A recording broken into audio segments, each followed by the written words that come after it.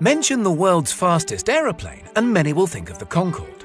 And while that may have been a record-holding passenger jet, it was far from the fastest. Capable of over Mach 3, the Lockheed SR-71 Blackbird is the holder of this title. It found its use under both the United States Air Force and NASA. The SR-71, introduced in the mid-1960s, was based on the formations that its predecessor left, the A-12. The A-12 was one of the first aircraft designed with its radar cross-section in mind, but more on that later. The SR-71 was longer and heavier than the A-12, capable of longer distances thanks to a larger fuel tank. It was also designed to accommodate a pair of tandem cockpits. A total of 32 SR-71s were built, each at the cost of around $33 million each, and while none were lost in enemy attacks, 12 were lost in accidents. Each of them was painted in a dark blue color to help release as much internal heat as possible, as well as to help the aircraft blend into the night sky.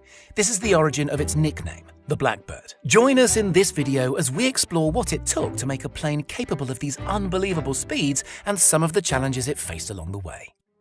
Generally, titanium is avoided in the aerospace industry despite its benefits, which are far outweighed by its cost. It was generally only used in components exposed to high temperatures, such as parts of the engines and exhausts, as well as some edges of the wings. The cost wasn't so much a priority with the SR-71, which is why around 80 to 90% of its structure revolves around titanium, albeit an alloy that was both cheaper to produce and easy to work with thanks to its ability to soften at a lower temperature. The rest of the aircraft was built from polymer composite materials. Interestingly, many of the surfaces were corrugated. While a smoother surface may be more aerodynamic, thus fuel efficient, having a corrugated surface would mean that the plane's skin could expand both horizontally and vertically, making it better resistant to the extreme heat it would face. That wasn't the only strange thing about its design.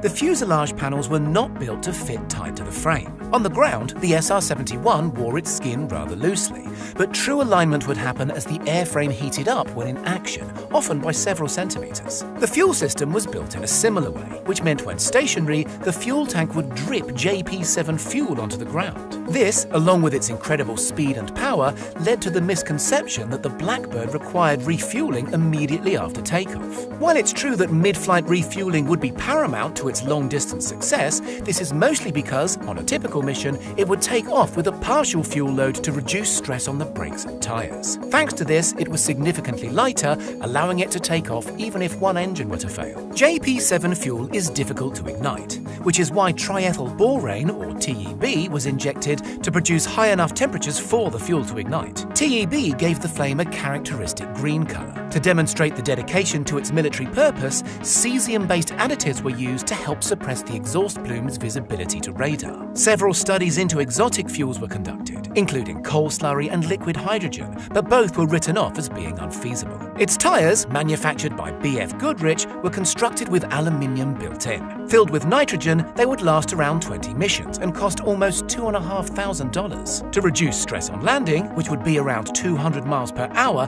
the SR-71 deployed a parachute to increase the drag onto its source of power, and the Blackbird had plenty of it. A pair of Pratt & Whitney J58 axial flow turbojets produced a static thrust of 145 kilonewtons, which for the time was an extraordinary amount of force. They were so well tuned for high speed that to start each engine up, the US Air Force and NASA would rely on a pair of Buick Wildcat V8s mounted on a start cart, spinning each jet to around 3,200 revolutions per minute before it could self-sustain. Later, these were replaced by Chevrolet Big Block V8s, which in turn were switched out for a quieter pneumatic system. As outside air entered the engine through the air inlets, it would slow down to subsonic speeds. The plane itself would be traveling at around Mach 3.2, almost 2,500 miles per hour, but was often proven to be more efficient at higher speeds depending on the air temperature. Behind the quartz windscreen, which could reach up to 316 degrees Celsius on a mission, the cockpit would be pressurized to an altitude of 3,000 or 8,000 meters. Even inside the cockpit, the temperature could reach up to 120 degrees Celsius, so an advanced air conditioning unit was needed. Specially developed suits were required to be worn by pilots, with a small opening for food via sachet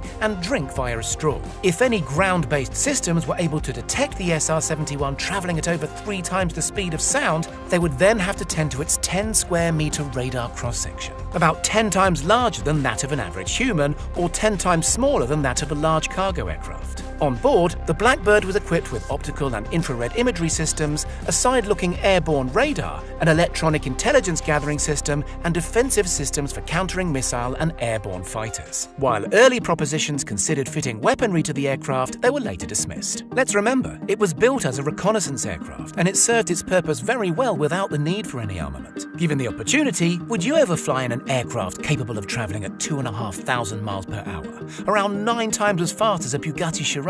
Or does the 500 or so miles per hour that the average passenger jet flies at sound more appealing? Let us know in the comments below, and be sure to share this video with fellow aeroplane fanatics and speed freaks.